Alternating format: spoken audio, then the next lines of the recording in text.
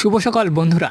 চা না খেলে গরিবদের সকালটাই যেন জমে না, তাই চা খেতে খেতে চলে আসলাম প্রকৃতির ডাকে সাড়া দিতে। আমার মেয়ের কাণ্ডটা দেখেন, একদিনে এক বালতি কাপড় জমা করে ফেলেছে।